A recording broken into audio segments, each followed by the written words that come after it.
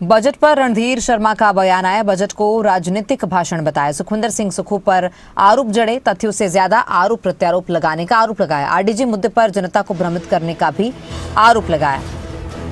तो कुल बजट 54,928 करोड़, पिछले साल से 3,586 करोड़ कम। 80% बजट वेतन पेंशन ब्याज में, विकास के लिए सिर्फ 20% बचा। प्रदेश पर 1 लाख करोड़ से ज्यादा कर्ज का दावा। बजट को दिशाहीन और गुमराह करने वाला बताते हुए नीतियों में सुधार की चेतावनी दी गई।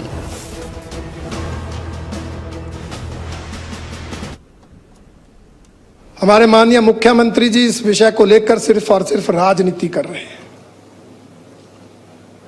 उनको पता है, वो जानते हैं कि जब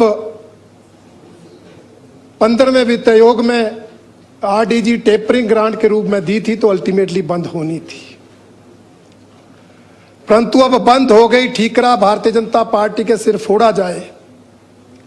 भारतीय जनता पार्टी के खिलाफ इस मुद्दे को भुनाया जाए, सिर्फ इस दृष्टि से मुख्यमंत्री और अन्य मंत्री भाषण दे रहे हैं और बातें कही जा रही हैं। ये संवैधानिक अधिकार है प्रदेश का।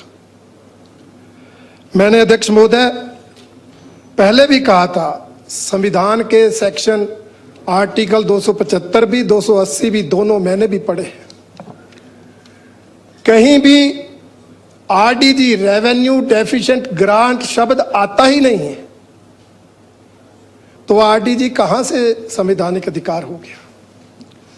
सेंटर फाइनेंस कमीशन की रिकमेंडेशंस पर ग्रांट्स देगा, ये इनमें लिखा हुआ है। तो ग्रांट्स तो आ रही हैं, पहले से भी ज्यादा आ रही हैं।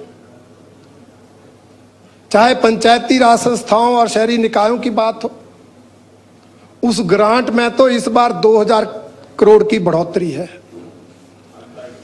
चाहे अनटाइड ग्रांट जो आप चाहते हैं ना, वो नहीं मिलने।